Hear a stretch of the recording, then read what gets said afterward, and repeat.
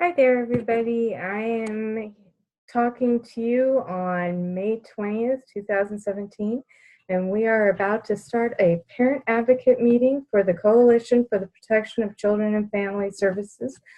And we want to talk about actual solutions to stopping the child trafficking that is happening in the United States and around the world. And we have been discussing lots of issues over the past few weeks, and I hope that you will be able to feel you have learned something in tonight's discussion. And I hope that you consider participating in other discussions. We are going to be having these discussions once a week on Saturdays, and right now we are working on what program to use. Zoom seems to be the most acceptable form, and hopefully you can join us. Thank you very much. Good evening, my name is Lyra, and I'm coming to you tonight on May 20th, 2017 to help with a conversation that we're going to have of parent advocates discussing ways in which we can get and keep our parental rights in these changing times, and as we continue seeing suffrage of millions of parents and families due to government abuse and fraud and discrimination and everything that we have experienced and don't want others to experience. And we are also working to have our children returned to us. So thank you, and I hope that you will participate and learn something in these discussions. Thank you. Adoptive care, because once they go into foster care, they go onto Medicaid, whether they're on it, prior or not, they go on it. Well, then they send them to the doctor all the time. And, when they get sick, then that's another visit and they have to go back for a checkup. Well, that they do all that intentionally because that's how they receive their federal money. Okay. And it's all a part of the circle. It's all a part of them finding ways to use us to get federal funds that really just don't help us, Hi there. Is this Beth? Hello? Hello? Well, we have a new member here, Families Matter, and she said hello, and glad you've come to the meeting. Oh, I understand. No audio right now. Sorry to hear that. Can you at least hear us? I hope you can at least hear us. And thank you, Alicia, your continued investigation into the different ways that the government can use the money up that's supposed to be our children's money. Social Security money. I want to show you guys. I want to show you ladies my research here. Yes, please. Hold on. Let's see here. This chat is very tight. Oh. Uh-oh. Okay. Here we go. You found it? Yeah, I thought I lost it. Ah.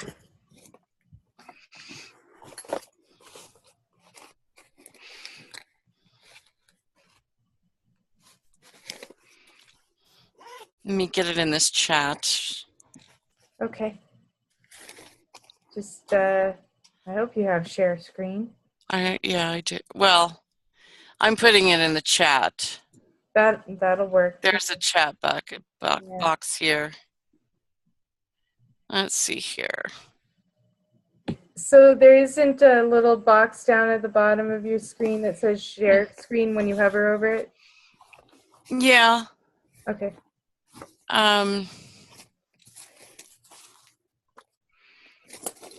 Well, it didn't copy. It didn't copy the whole thing. So let me see here. I'm going to have to start this over. So you guys go ahead and talk while I type this in here. Okay. Okay. So we're gonna say hi, everybody. I didn't Hi. know this is pretty cool for this program. There we go. And we're just still working this out. I might not use Zoom again. I mean, Karla's talking about how Skype is a good one too. Do you know if Skype is a longer time limit or? There's no time limit on Skype. You can use it for free. Okay. Because I remember that there was some issue last time I used Zoom, and after an hour I was told that was it. That was all I could do. And I have put some money into the coalition and actually am asking for some assistance in the incorporation of the coalition as a nonprofit. That way we are a real entity in the eyes of a lot of people. We can be considered credible and people feel safer providing donations to a entity that actually has government regulations and registration, which is crazy, but who knows? I just do what I can. That's all you can do. Oh, yes.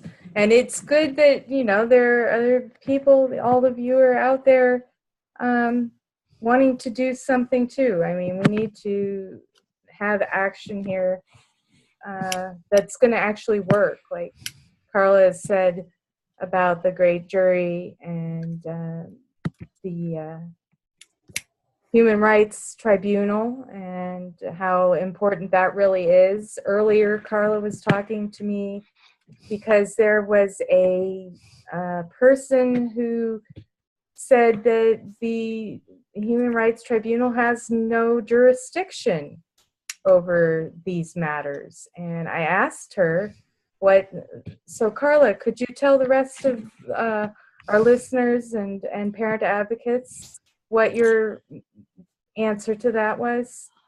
Yeah, give me a second. I'm like you. I'm not able to multitask here. I want to get the rest of this message posted. Oh, thank you. Yes, there's a lot there. In the chat room.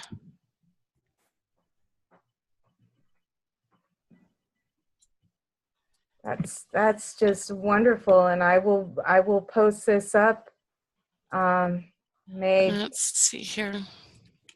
It looks like some of this is from Arizona. Yeah. Okay. I've heard it's really, really bad in Arizona. I mean, it's bad in California, so I can't. I mean, it's hard for me. That would be horrible. I'll explain this in just a minute here. Okay, sounds good. Am I supposed to be able to see it? Yeah, there should be. If you go to the bottom of your window for the Zoom chat, that little area there opens a bar that has options on it. There's the mute, the video, the invite, and then in the middle there's chat, and you click on chat and you'll get a little window that comes up on. Oh, okay. Okay, I got it. And you can see it from there. Oh, wow. This is pretty cool. That's why I like this Zoom. Now, this is some research that I did that I sent in an email. And of course, I'm sorry, I forgot to take those out. But basically, when these children are taken from parents and put into the custody of the state, according to the federal government,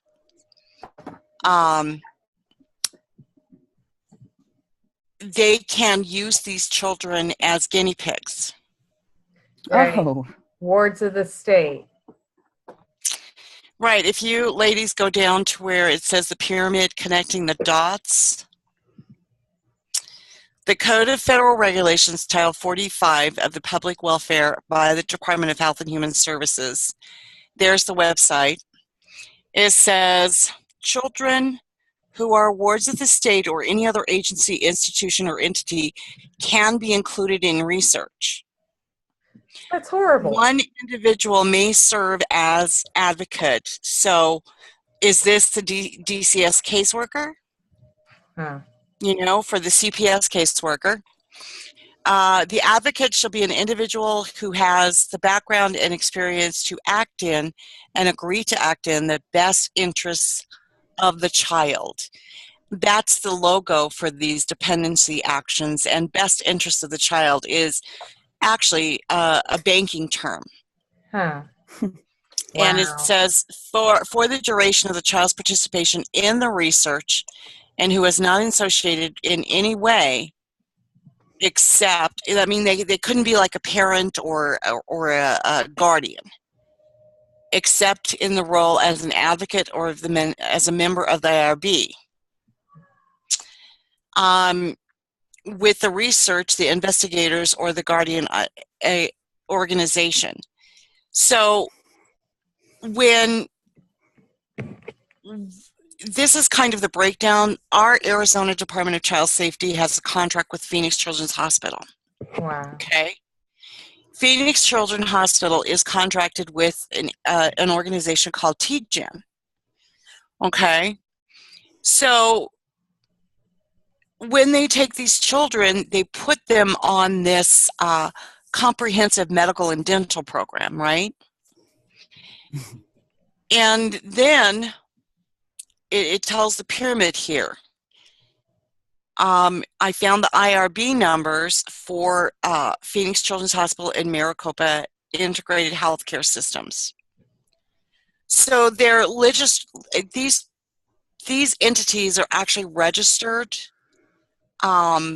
with the federal government so that they can do research. And here's our IRB numbers. Wow. It's horrible. This is, yeah. And so, wow. I know this. So I'm sure this is happening in other states, yeah. Alicia. It's probably happening in yours. Yeah. Because we were trying to figure out how do they get around the HIPAA laws. This is how they do it. When they take the children, they put them under a state-run and operated medical system or medical insurance. This is how they get around HIPAA. So I know a lot of children, a lot of families in Arizona that have been destroyed. The children have been taken, and they've conducted research on these children. Oh, God. Wow, yeah. That's horrible. That's a nightmare. And if you look in your state, Alicia, I'll bet you would be able to, just kind of follow my lead there, find out definitely. What's the state-operated insurance. That makes a lot of sense, and because, okay, when they took my children, they asked for their birth certificates, their social security cards, their insurance cards, and when they saw their insurance cards, which is their insurance is Medicaid, but there's different groups of Medicaid, so to speak. Different providers. Right. Okay. So when I showed them what my kids were on, they immediately told each other, the supervisor and the caseworker, oh, well, we're going to change them. We're going to take them off of that. They're going to be on this. Like it's whatever the state uses for the children they take, Right. Okay. So supposedly the parent is supposed to be able to say where the child goes to the doctor, these kinds of things. This is what they tell me in the beginning, right? Where do you take your kids to the doctor? We would try to keep that, as a pediatrician, blah, blah, blah. Well, no, they took them to my pediatrician once, but they didn't like to hear what my pediatrician said. So they continued to bring into this other pediatrician where all the foster children in the area go. and it's a horrible place. I went to the doctor's appointments a few times, and it took everything I had to just sit on my hands and not, really go off. Right. Well, see, what else people don't know is that, like, when they took my fourth grandson from my daughter, my daughter had Medicaid and she had her son on her plan. Before they even physically took custody of my grandson Jaden, they had transferred him over to the CMPD insurance. Mm-hmm. Okay. Now, what most people don't know is that when Child Protective Services takes a child, they have a department at the Social Security Administration that issues new Social Security cards for those children. Wow, Really? right off the bat? Right off the bat. And like with my fourth grandson and with my second, my third, and my fourth grandson, we didn't even get birth certificates. With my fourth grandson, we went down to the Social Security Administration to get his birth certificate. And the Social Security office refused to give us one because CPS had already applied for one for him. That's crazy. Yeah. Well, listen, ladies, I'm being told that I have 10 more minutes for our conversation here, and so I would like to see if we could wrap it up. I really appreciate all of your energy and effort. Oh, I'm losing y'all. Education campaign, because people need to know where their money's going, how children are being used as guinea pigs. Hello? Can you hear me? Yeah, we can hear you, Alicia. We can hear you, Alicia. I can't hear y'all. It was real staticky. I couldn't understand, so I just making sure I was still there. Oh, you're still here. Can you hear me? Well, I know, Alicia, I know, Lyra, I've done a lot of research on this. Yeah. So, yeah. I think it's very important that we share the information and research that we've done, and you've done a lot, and I really appreciate that. And I keep on doing research, and here Alicia's been doing research, and that's great. Alicia, are you going to sign up for the great jury? Did we lose her? I don't think so. Alicia, are you still there? Maybe we lost the audio. She's been coming in and out with her audio today, but I'm sure that she'll be back. Oh, well, you have her email address and stuff, right? I do, and I hope that you can join us again the meeting next week. I hope to have it on a better system, because I want to make sure we can all talk about the important information and sharing that needs to get out to absolutely, Lyra. And I checked the website. Yes. Your website or the, I don't know, what is it? It's the coalitionforprotection.com. Yes. Yeah, it looks great. Absolutely perfect. Well, thank you. And it is everyone's website. I keep on saying this. I know that I've put money out to start it, but I want everybody to be involved, because this is about coming together as parents and families who have been destroyed by CPS, are being destroyed by CPS, and have information. And we want to be able to help stop this once and for all. We need to shut down this criminal activity. Yes, I agree. All right, well, stay in touch, and before you close out, you might want to just copy and paste all that stuff. I will. That I just put in chat. Yeah. So you can save it. I will do that, and I will save it to my screen, and we'll go through it before I publish it anywhere else. Because I want to sounds good. I want to make sure we have it right. That's the thing. Part of what we're doing here with the Coalition website is putting together information that people can look at and see and understand without getting confused. Enough confusion. Perfect. Just for information. I'm tired of it. I know. Well, we need to get some more members, so I'm gonna take a break here, and then I'm gonna blast. Oh, great. I'm gonna blast it on Facebook. Great. I really appreciate all of the work you do, Karla. I appreciate everyone's work, and we're going to make this happen. We are We're gonna change the nation. God's using us as His vessels and instruments. Amen. We're gonna change this, Lyra. We're gonna stop it. I know we are. I have full belief in that. But stay in touch. I've got a friend of mine's writing a book. Okay. And, oh gosh, I don't have it here. I know we got like 1 minute left on this call.